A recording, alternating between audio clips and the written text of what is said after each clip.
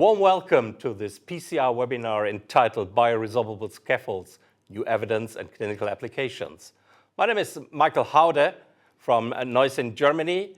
With me here in the studio are Michael Jonah from Munich, Hector Garcia from Washington, and Bruno Scheller from Hamburg in Germany.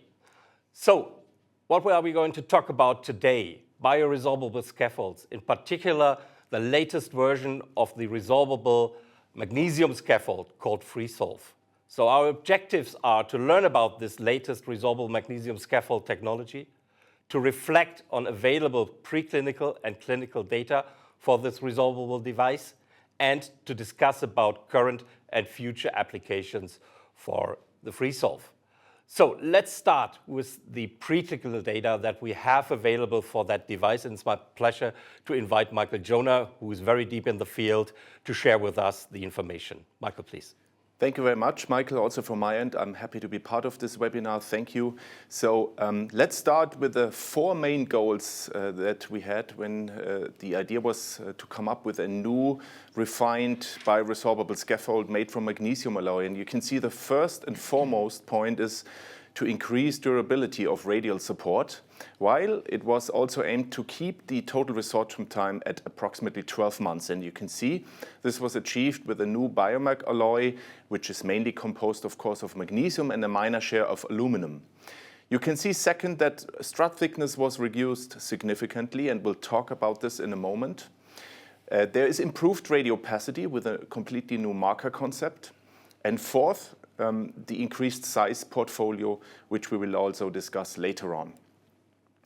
Now, this slide is showing you the mechanical strengths of different materials. On the left side, you can see three different biological materials.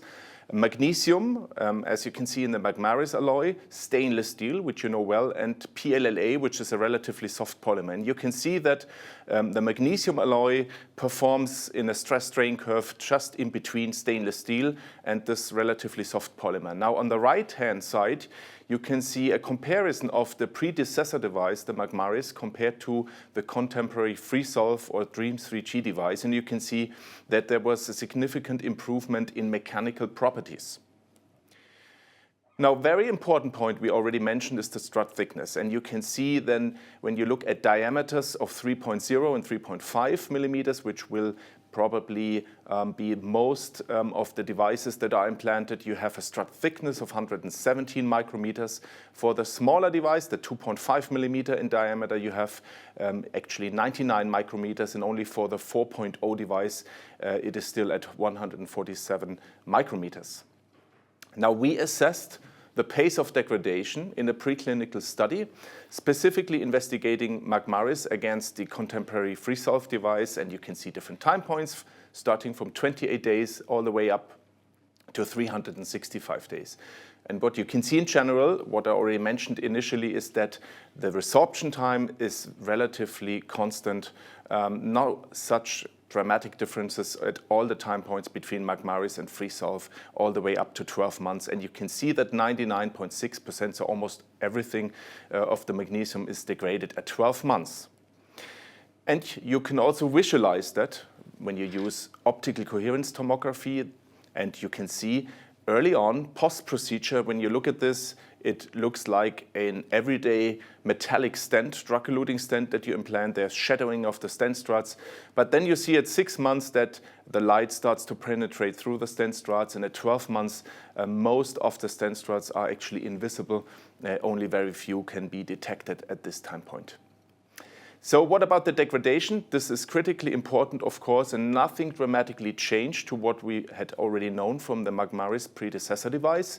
So you can see from early on, there are some intermediate steps from magnesium hydroxide over magnesium phosphate.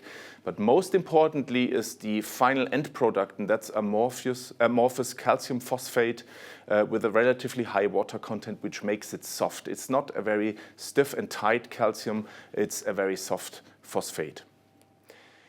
So how does it perform in the preclinical models? And we looked at thrombogenicity. This is when you implant the devices, comparing FreeSolve against Osiro. And you can see this in a porcine model. Early on, after 3 days, you look at the thrombus that is forming above the struts. And what you can see in the bar charts is that it is lower actually compared to O0, and that is quite remarkable because O0 is a very contemporary thin strut drug-eluting stent. In a very similar way, we also looked at endothelialization, which we know is an important healing parameter to look at. And what matters most to us is the endothelialization above stent struts, which is on the very left panel of the bar charts. And what you can see there again at 28 days, there is higher endothelialization, especially above stent struts, when you compare Freesolve to O0. So again, very remarkable point here. And that is the most relevant facts about the preclinical models and the data we have so far. Michael, thank you very much for sharing these preclinical data. I think there are quite a lot of potential questions.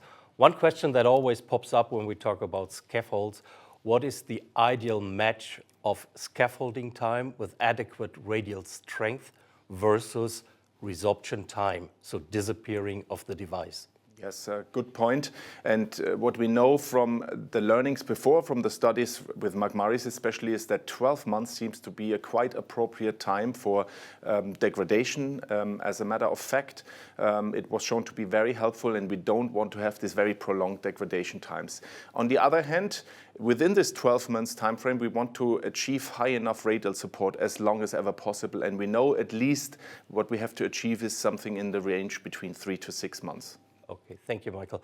Well, you showed us nicely that with the new iteration of the device, the strut thickness was significantly decreased, now beyond 100 micrometers, so 99 micrometer for the 2.5 millimeter version. Is strut thickness in the context of bioresorbable scaffolds as of much importance as it is with the permanent implants, the drug-eluting stents? Yes, it is. And again, also this is something that we learned from the previous versions, both polymeric and metallic bioresorbable scaffolds. The thrombogenicity is heavily impacted by the strut thickness because flow disturbances occur, and the thicker the struts get, the more the thrombus generation is activated, and also healing overall takes much longer with thicker stent struts. How important is when you implant the device to achieve, let's say, a good embedding rather just an appositioning against the vessel wall? Very important also, clearly to be answered. And this is also something that is affected by the stent strut thickness, because we want the stent struts to be embedded, to be incorporated into the neointimal growth, so that we don't see something that we have seen with Absorb before, something that we called strut discontinuities. That means when the struts are not yet absorbed, they are protruding into the lumen. That can be effectively prevented when they are embedded and healed into the neointima. Okay, thank you. You nicely showed us the degradation process of that device. It is a new alloy, a little proportion of aluminum was added there. You showed us the degradation products, so the amorphous calcium phosphate, which kept on the same level as it was with the predecessor devices. Now we have on top of that this small proportion of the aluminum phosphate. Do we know any side effects of these degradation products? Not really. I mean, again, we have to learn and study this for real long-term periods of time. That means between 5 to 10 years. We need to understand this from the clinical trials also. But what we know from literature and also from the many animal experiments that were done and also biological tests is that this amorphous calcium phosphate, the end product, seems to be very inert, biologically inactive. So in the animal models, we did not see any insignificant level of inflammation surrounding these remnants. Okay. One other aspect which I think was very interesting is that the antithrombotic properties of the magnesium scaffold. So we know that magnesium itself has antithrombotic properties. I would like to more or less speculate you. I mean, how important are these for the fairly good results that we have so far seen clinically with magnesium scaffolds, with ultra low rates of scaffold thrombosis in the first in human trials, always zero. So what is the impact here? Yeah, I think it contributes to this excellent outcome that we have so far. It's not the only factor that determines on clinical thrombogenicity, but I think it contributes. So we know that magnesium itself is very favorable in terms of its thrombogenicity. We've seen the healing response in terms of endothelialization is very favorable, but it also has to come from clinical factors. So no doubt we have to study this further in the clinical trials. A final question for that first section. You showed us the preclinical endothelialization data. Well, why does a device with a thicker strut, such as the Freesolve, you showed us the numbers, shows a faster endothelialization when we compare it to an ultra-thin DES like the Osira, for example? Yeah. How we can explain that? That's a very fair question.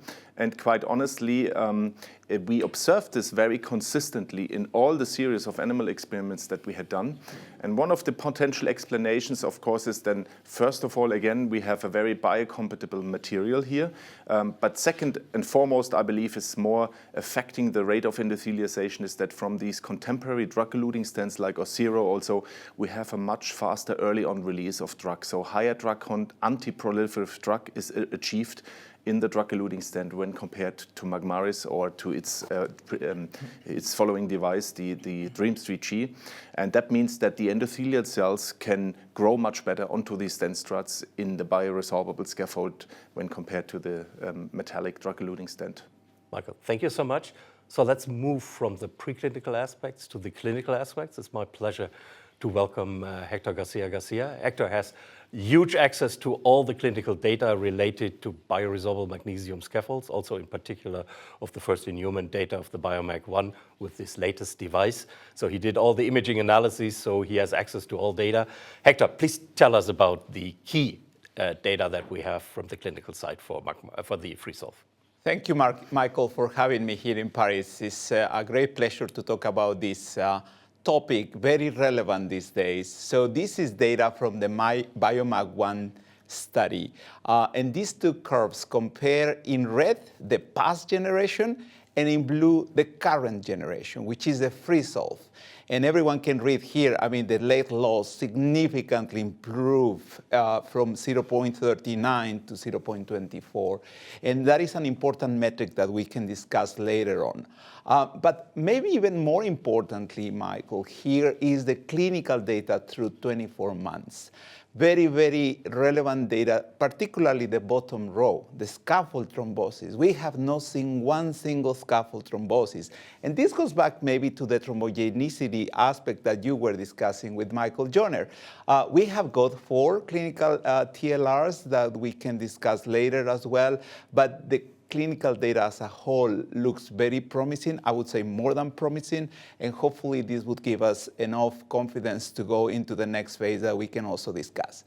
But let's be honest, Professor Haude, we cannot be implanting these devices like metallic devices. We have to follow a particular protocol. And we call this the 4 Ps. The first P for patient selection, so the right technology for the right patient, and the right technology for the right lesion subset. And very, very important, the sizing of these devices. You cannot think of implanting any TAVI without really doing a proper TAVI, a proper annulus sizing. So the same here, you have to do a very good predilation. And very importantly, the last 4 P, or the last P, is the post-dilation. You cannot skip any of these elements to achieve these great results that we have obtained in these clinical trials. Very important aspect that Michael Joner was starting to allude to this is that now on fluoroscopy, we can see actually those 2 radiopaque markers. So the previous generation, the MAG-Maris on the left, you see those black circles trying to point at the location of the device. It was really very hard to see. You can see there were 2 of them, but very small. Now we have one bigger and thicker, and it's out of tantalum as well, but is more visible on fluoroscopy. And I think everyone can appreciate, despite this is 6 months data, the one picture on the right, anyone can see those 2 circles with the black dots indicating the position of the device. Very important data I'm showing you here. More than data, I think it's information relevant for the patients. These patients in the BIOMAG-I study were all treated with DAPT for at least 6 months. And this goes against some European guidelines that I like to discuss in the QA section later on. Hector, thank you so much for sharing the clinical key data that we have for Freesolve. Major mention, late lumen loss at 1 year in scaffold is 0.24.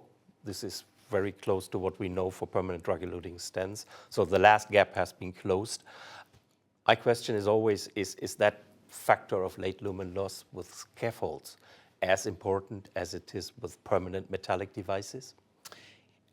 The metric that we're using classically and historically, late loss, is because there is a permanent cage. So the only fate is toward reduction of lumen. Here we have a technology that actually resorbs over time and allows the patient to move freely, that we will get to discuss later on, and potentially could even enlarge over time. So I think the late loss helps us to compare historically with other platforms, but for these particular devices, we have to move on and discuss other endpoints, vasomotion being one of them, but maybe some other hemodynamic physiology measurements as well. So not a single case of scaffold thrombosis, not in this first-in-human trial with the latest version, not in one of the first-in-human trials with the predecessor versions. Is that just play by chance, or do we have good arguments why that could be on a general basis, also reflecting what Michael Jonah has told us before? We have very good elements to think why this is the case. On one hand, the thrombogenicity aspect that I'm not going to discuss further. I think I mentioned to you this protocol that we have to follow for the implantation is very important. So implantation guidelines must be respected to obtain these very good results. And once we keep on doing that, we would hope to obtain the same results that we've seen in these clinical trials. So please be sure you follow the 4 Ps. Okay, great. You talked about the duration of DAPT after FreeSolve implantation. You phrased it should be at least for 6 months. Don't we see a discrepancy here? Because when we look at the position paper of the ESC-EI-PCI on scaffolds, there was a clear recommendation that the duration of DAPT should be as long as the resorption process is of the individual device. So Michael Jonah told us resorption time is 1 year. Why shouldn't we go for 1 year? Why we stick here for 6 months? You are definitely right, but you also mentioned other clinical studies. We have done BioSolve 2, BIOMAG-I now, with 6 months, at least 6 months DAPT data with very, very good results in terms of scaffold thrombosis. So basically, the absorption process between 6 months and 12 months is still ongoing, but it is really in its last phase. So I think we could, and based on the coverage data that Michael was showing based on the microscopic results, we can be reassured that there is already some healing and some coverage that would prevent the thrombosis. So I think we're very safe based on data, not based on belief, not even on based on expert consensus data. Based on this clinical data, we can be confident that with 6 months, we have good coverage for our patients. You mentioned about the importance of the 4 Ps. In order to achieve really excellent results, is there one P which is more important than the other Ps? And what is the role of intercoronary imaging? This question very frequently pops up when we talk about implanting vascular scaffolds. No, it's a very relevant question. All 4 Ps in my mind are equally important. So again, the right technology for the right patient and for the right lesion, but I would add that that particular technology has to be implanted very well. And I want to take this opportunity, Michael, to discuss the use of intravascular imaging.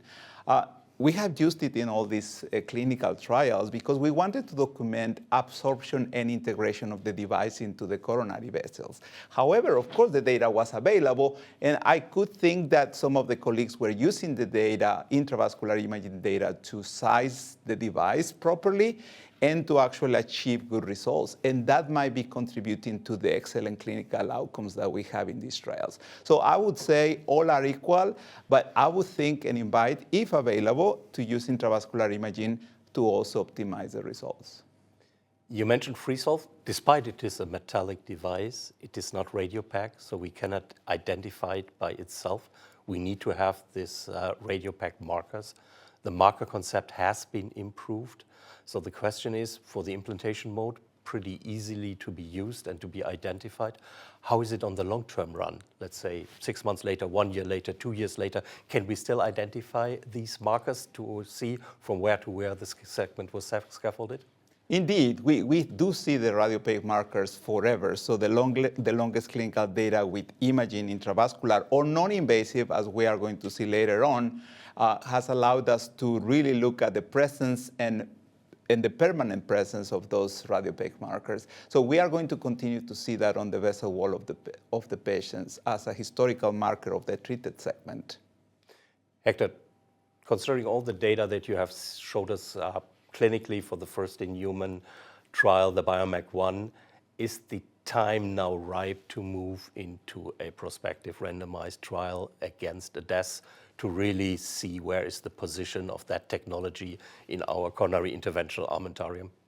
Yes, the future is here, Michael. It's time to go for a clinical randomized trial that, by the way, you have started in Europe. So maybe you should tell us the great news that you have to deliver to the colleagues out there. Yeah, Hector, thank you so much for making that bridge.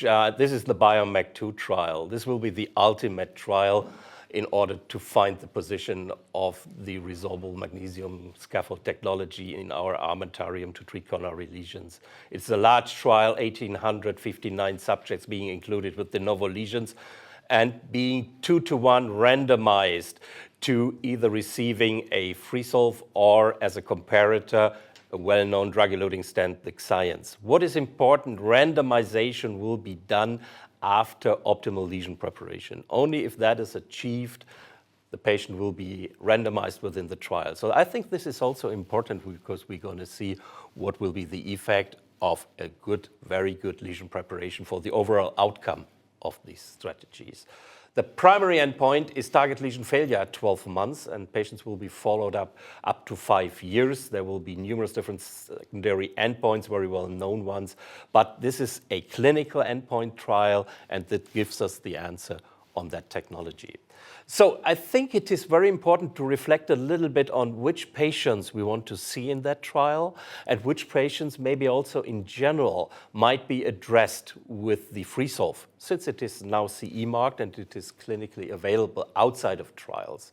Now, therefore, we have to closely look a little bit at the inclusion and exclusion criteria for the trial. When looking at the clinical inclusion criteria, we have an upper limit of age to be included, which is fixed at 80 years. We think beyond that, the benefit of implanting a scaffold will be very little. Secondly, patients have to be stable with respect to their symptoms and their angina, but we also could implant it in patients with unstable angina, with documented ischemia, abnormal physiological tests, or hemodynamically stable non-ST elevation myocardial infarction. So patients should not show any kind of evidence of thrombus in the lesion, and they should have at least a preserved ejection fraction of more than 30% to be included to the trial.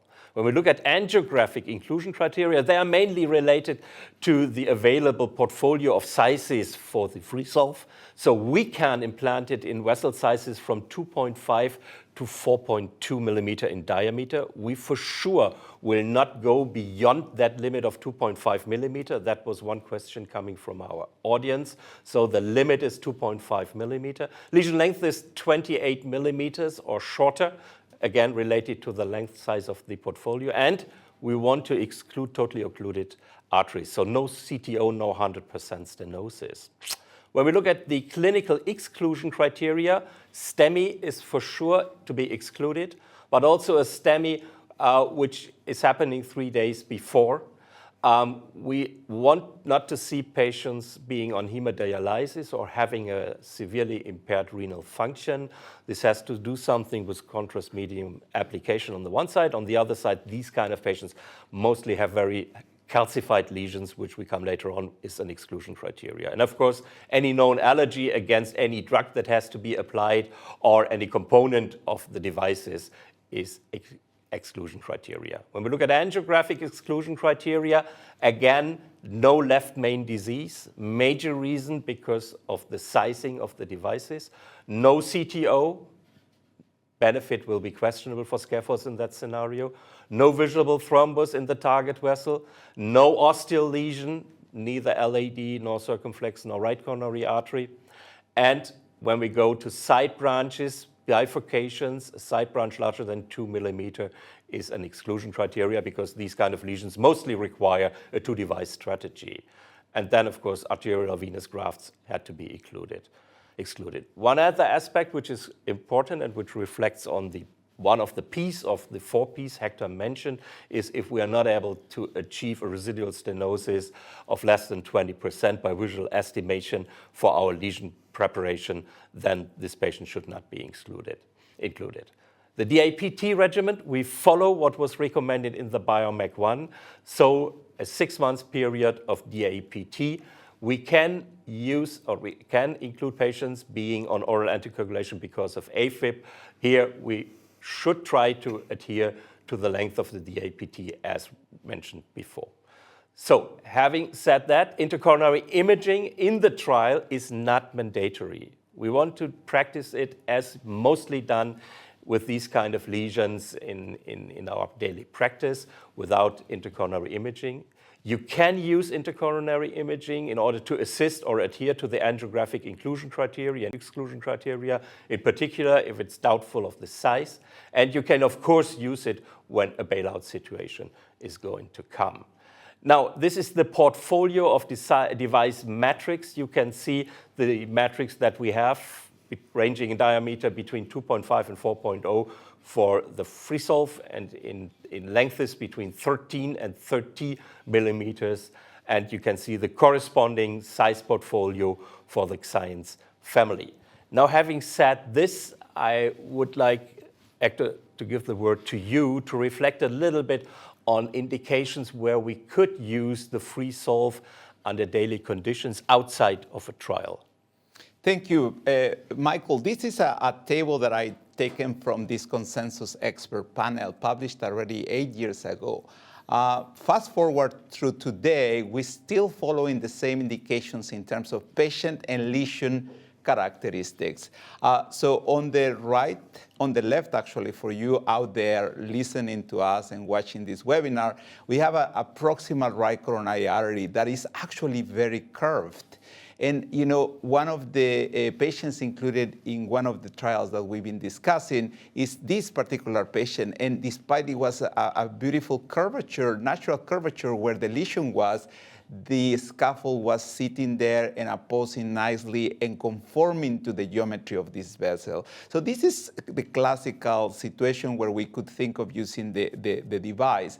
However, on the right side of the screen, we have the left main situation, and particularly the bifurcation situation, where you may even want to use even up to 2 devices for some of the Medina 111 anatomies. So we don't want to recommend to use it there, not because we don't think you could do that, but because on one hand, you mentioned it, Professor Haude, we don't have the sizes for those anatomies. And on the other hand, we have not tested these anatomies. So be careful, make sure you stick to the recommended patient and lesions as highlighted here. But I want to show to you all here some case examples that we have been evaluating with intravascular imaging at 6 and 12 months as well. This is a very young female patient. She was only 33 years old at the time of entry into the clinical study. The patient is diabetic, and she was treated in this proximal LAD. You can see there the red bracket highlighting the region where it was treated. The OCT shows the pre-PCI plaque type, and we can see the lumen was very, very reduced. And if we look at the second angiographic image there, the angiographic result look good, but more importantly, the OCT looks beautiful. The lumen widely open, beautiful apposition. The expansion was very well achieved in this patient. And if you look at the 6 and 12 months, you see already at the 6 months, no traits, no remnants of this metallic but now absorbed struts, and then at 12 months, the preservation of the lumen size and the full integration of the device into the vessel wall. I would say young patients are very good candidates for this technology, particularly seen with this case example, inviting us to think about this technology for this particular indication. Another case example. This is a routine patient. I want to think that most of the colleagues listening and watching today are treating 60-plus-year-old patients that come with these very regular lesions, not really extensive disease, no diffuse disease, very focal but accessible type of lesion.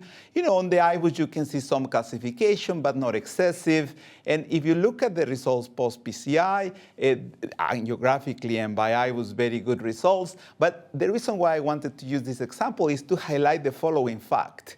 On the IBUS images at 6 and 12 months, one could think that we still see the footprint of the device, which is the hyperechogenic structures there that resemble the struts. However, this is just the footprint of the device. We know that through 12 months, the absorption process is more than 90%, and therefore, these are just remnants of the struts. The last example I want to discuss with you all today is this 68-year-old female. And the reason why I thought it was a relevant case to discuss this afternoon is we have a very diffuse segment in the LAD, proximate LAD, and it's quite curved. Actually, the lesion is angulated. We have there the intravascular imaging before the implantation of the device. The results post-PCI are shown there. And what is very important to realize is that this patient was treated with 2 devices, implanted side by side, never overlapping, and you see the good results through 12 months. So the footprint on the IBUS image, but the OCT shows, again, no trace of the device. By that, we are showing that you need to learn to evaluate these cases in the follow-up. Hector, thank you so much. Thank you so much, in particular for these examples. Now, I would like to know from you, when you consider using a freesolve in a patient, which are the factors you look most at? Yeah, so definitely the clinical indication, the patient should have a lesion with ischemia, as we have done in most of the trials.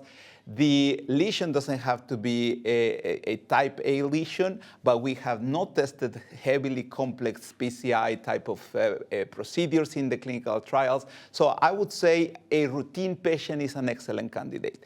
But the other spectrum of the patients that we think this technology would be very beneficial are those patients with a very long life expectancy.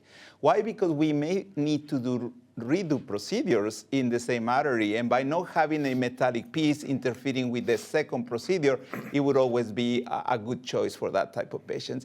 But I would want to take the opportunity to maybe just highlight something you said already, but I want to make sure that we get away from this webinar not thinking we would put this technology in very large bifurcations, not double stenting, and of course, large thrombotic burden patients. I think those are no-go for now. Can you a little bit focus more on this kind of argumentation? Calcification. I mean, calcification is very different. We can have circular calcification, we can have long diffuse calcification.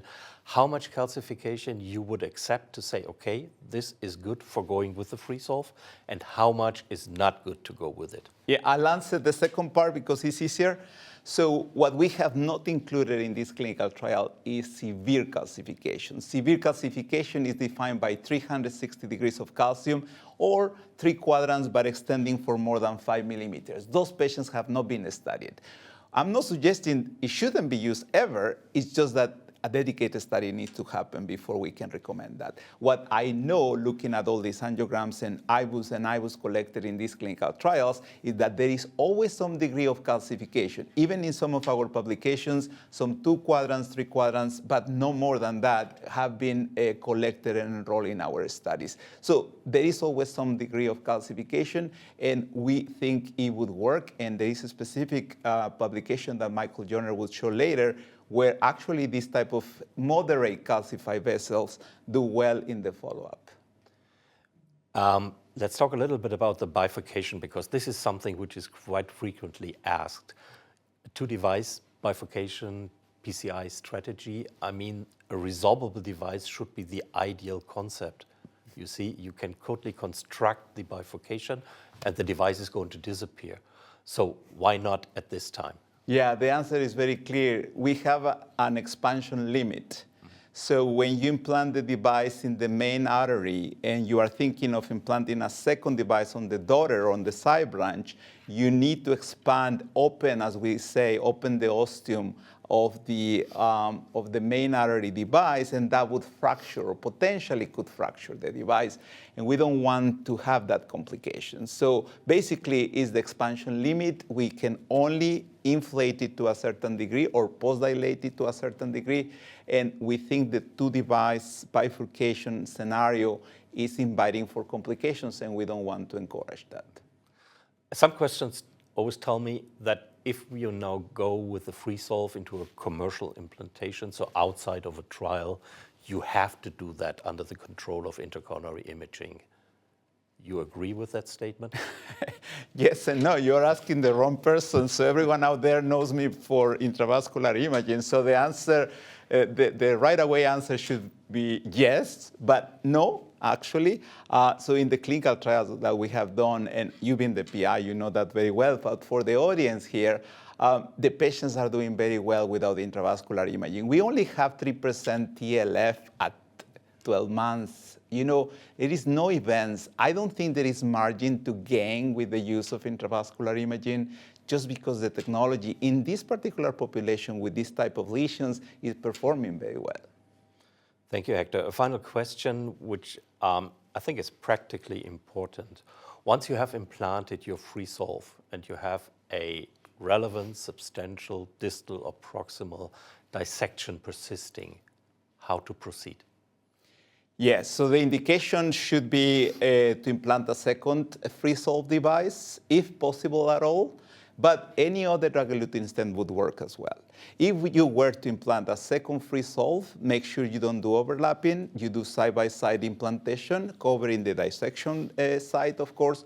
But if you were to do a second metallic contemporary drug-eluting stent, it's also feasible and possible. And we have many of these patients that were treated with hybrid, let's say hybrid technologies, and they do well in the follow-up.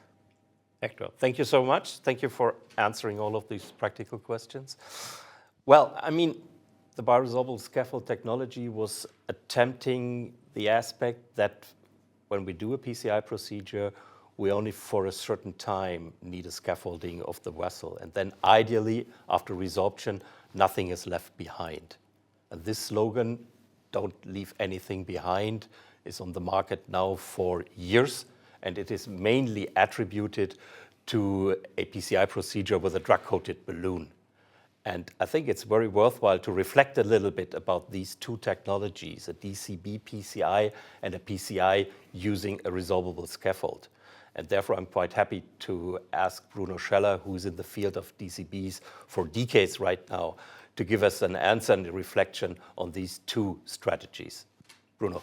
Yeah, Michael, thank you very much. It's a great pleasure being here.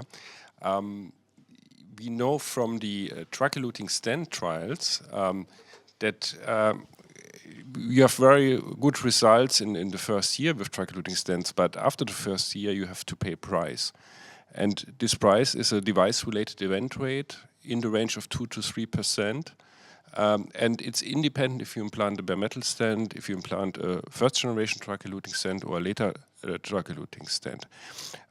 So especially in younger patients, it makes sense to think about avoiding or at least reducing permanent implants because we could possibly prevent later events in those patients.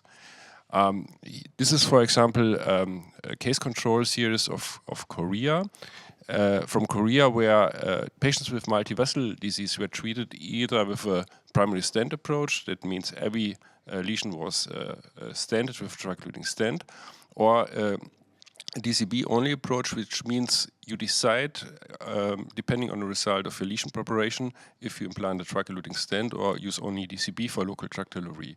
And with this strategy in multivessel disease, they could reduce the number of stents by 2/3.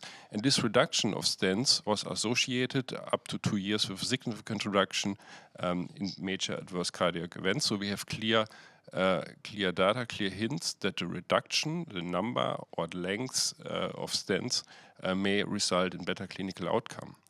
And one of the big advantages we have is that we regain vasomotion. This is an angiographic comparison of implanting a drug-eluting stent or treating the artery with a DCB. And look what happens 6 months later. In the DCB-treated area, you see a vasoconstriction after acetylcholine infusion, and you see clear vasomotion after injection of nitroglycerin. And with the permanent implant, there is a rigid tube and there is no vasomotion at all. And interestingly, for the magnesium BIs, we see a very similar behavior at 12 months. This is also measurement proximal in scaffold or distal of this scaffold, applying acetylcholine or nitroglycerin, and you see a similar response with vasoconstriction after acetylcholine and vasodilatation after nitroglycerin. So both technologies compare very well in this very important restoration of vasomotion. When we started with our DCB approach, especially in de novo lesions, we had to learn that DCB only treatment had very favorable results, but if we had to combine it with stents, the results were worse than with drug-eluting stents. And so the idea was to identify those lesions that require stenting and identify those lesions that can be treated with drug delivery alone. And this was the basic for this concept we call DCB only. And the focus is lesion preparation. You have to do the lesion preparation as good as you can. The devices you use are depending on the complexity of your lesion. And your goal is to achieve an acceptable angiographic result, which is proposed as a diameter stenosis of less than 30% and the absence of flow-limiting dissections. And in this case, you only use the balloon for drug delivery. Otherwise, you have to implant a drug-eluting stent. The advantage, as shown, is that you can reduce the total amount of permanent implants. The question is if we can replace those lesions that are treated nowadays with permanent implants in the future with bioresorbable technology. And I think this opens a new field how we can treat our patients. My final slide is a picture from Antonio Colombo looking at the different areas of the vascular territory and potential differential indications for DCB, for BRS or conventional drug-eluting stent. This is a new field which requires a further investigation, but I think it's the way to go in the future. Bruno, thank you. Thank you so much for reflecting on these two different strategies, which at the end have the same aim, leave nothing behind. So my question is, when you look at the strategies, you think to some extent they are more competitive or complementary? I think they are complementary because both have the goal to avoid permanent implants. And it's clear that we cannot treat every lesion with DCB and we cannot treat every lesion with bioresorbable scaffold. But I think the combination of both allows us to treat most of the lesions in the future. And for both, it's very important to do a good lesion preparation. And that's what our next step, our next goal should be, to learn more about lesion preparation and how to do this. Yeah, I think this is very, very important. Lesion preparation, I think, is something you mentioned. It's important for the DCB strategy. It's important for the BRS-PCI. I think here both pathways, both strategies can learn from each other, no doubt about that. You think that we're going to see at some time a direct head-to-head comparison between DCB-PCI and BRS-PCI, or don't you see that pathway?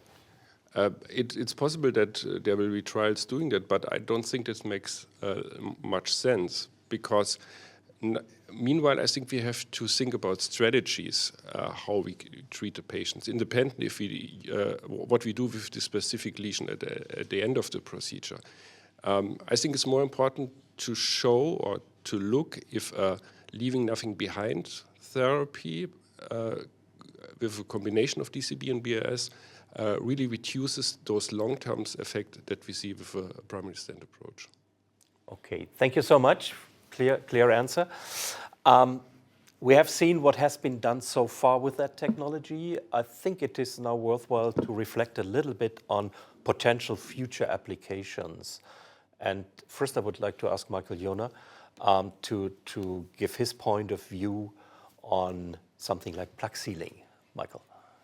Thank you. Yeah, one of the exciting but at the same time intriguing ideas, of course, is to treat high-risk atherosclerotic lesions with bioresorbable scaffolds. So if you wonder why bioresorbable scaffolds may be an attractive solution here, is this idea dates back many, many years, actually. And the idea was always to sort of allow for a certain remodeling and vascular healing process after dilatation of the artery, because that's the first step. You dilate the artery with a balloon, and then you implant a stent or a scaffold.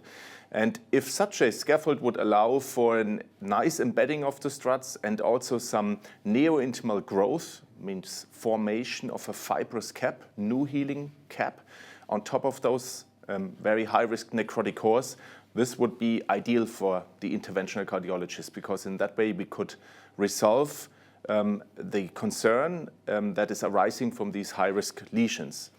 And some of the early experience with bioresorbable scaffolds actually have already shown that this may work. And more contemporary, actually, there is a study that was already mentioned, performed under the lead of Hector Garcia, as we see here, and is already published, that used a new artificial intelligence algorithm combined with intravascular imaging at consecutive time points, and looked at the behavior of these lesions. And what you can see is overall, when you take the population, what was observed in the different plaque components, that there was a 20% decrease in lipid area. At the same time, there was a 36% increase of fibrous tissue when you follow up these patients up to 12 months. And most importantly, the last point is, regardless of the underlying plaque composition, what was seen actually after free self-implantation, there was seen that such a fibrous cap is indeed forming. So there was some thickening of the fibrous cap observed between baseline and follow-up imaging. So this is a early, I would say early, but important hint that this concept may eventually be relevant in the future. Michael, plug sealing, a very appealing concept, not a very young one, honestly speaking. Yep. It was tried with balloon angioplasty. It was tried with bare metal implantation. It was tried with drug-eluting stent implantation. Unfortunately, all failed. Mm-hmm. Why are you now confident that with the bioresorbable scaffold, maybe in particular this scaffold here, the FreeSolve, it could win? Yeah, good point. Fair question.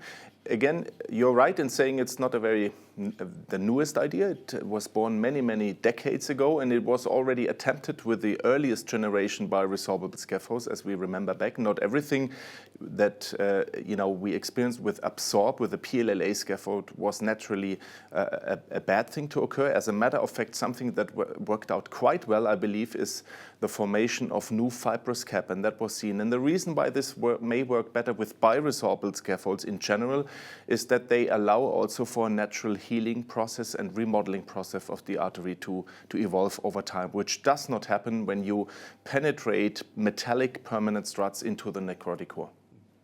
Another aspect that could be considered is to use the bioresorbable scaffold as a drug delivery tool in order to, let's call it, cool down, for example, a vulnerable plaque, which has been identified by a particular individual. Intercoronary imaging technologies. What's about that concept?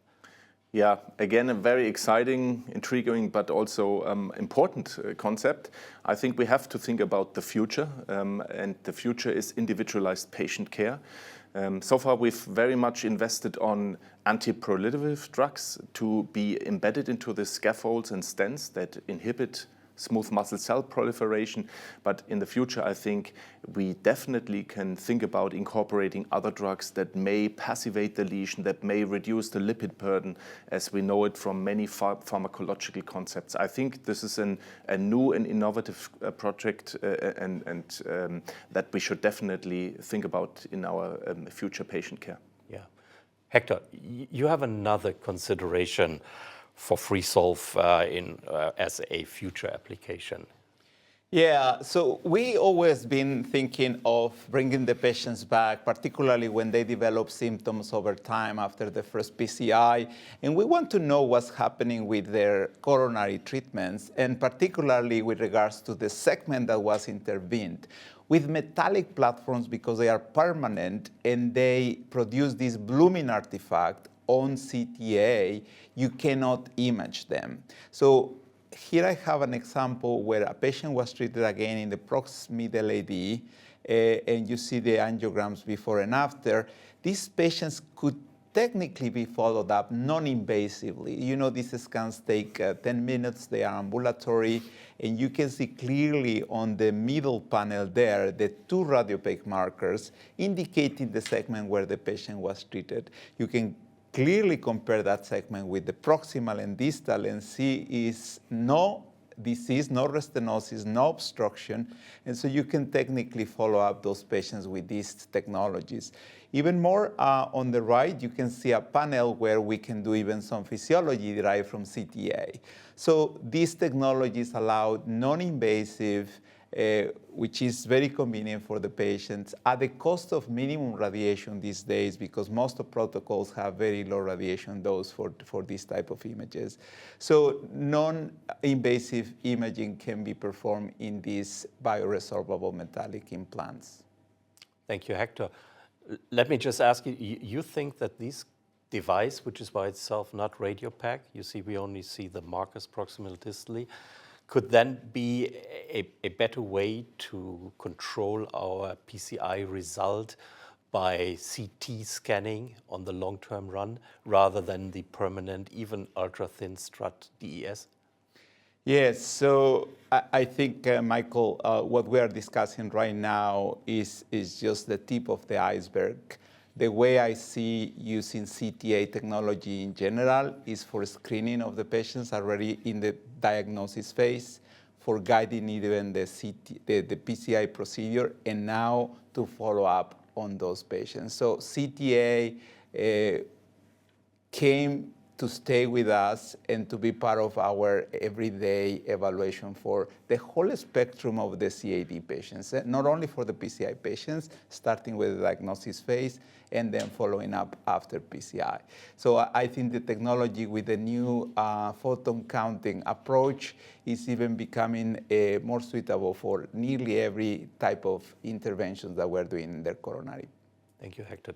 Before I need to wrap up this webinar, we have two more questions coming from our audience. One is, which subgroups of patients or lesions should we focus on for future studies with scaffolds? Let me ask Michael Jona, what's about STEMI patients?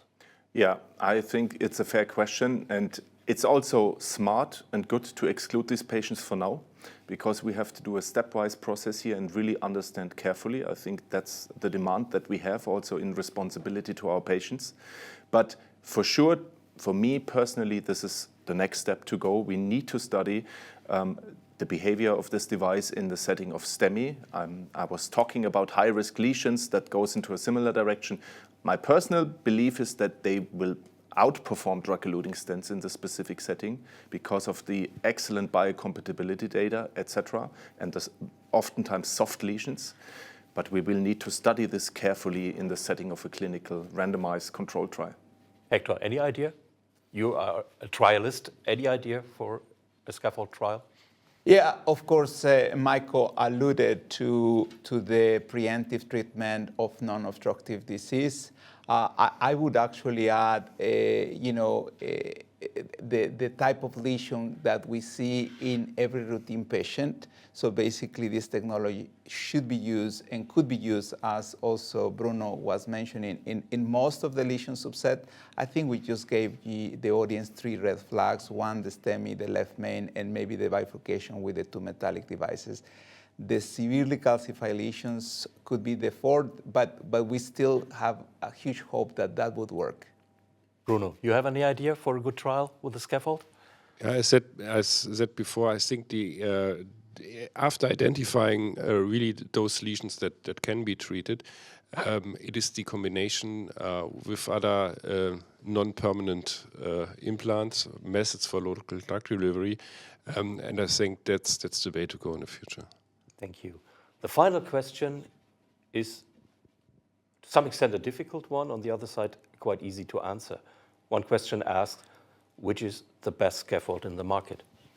There is only one. That's a very straightforward question. This is the easy answer. This is the answer. Yes, Hector, you're right. In Europe, there is only one, and I think in the US it's 0, and so in most of markets it's only one. So I think we have to think of some Chinese and Indian bioresorbable scaffold technologies that we know very little because we don't have clinical experience in the Western countries. But I think in the European region and even Latin American region, I know we have this technology. Yeah, thank you. So it's my task now to wrap up this webinar. I think we showed you the bunch of preclinical data available for the resorbable magnesium scaffold, the latest version, the FreeSolve. You saw the clinical data. You saw best practice to implant that device. You saw indications in order to do so. You saw that very important BIOMAG-II trial design. The trial has started. First 5 patients have been included. So here we really can await the ultimate answer, what bioresorbable scaffold technology really will bring us in the armamentarium of interventional technologies. We have reflected a little bit on future applications, but as Michael Jonas said, I think we need to do first our homework, to do the first step, to show that the device is as safe and as efficacious as a drug-eluting stent in order to use it broadly in our patients, and then we extend indications.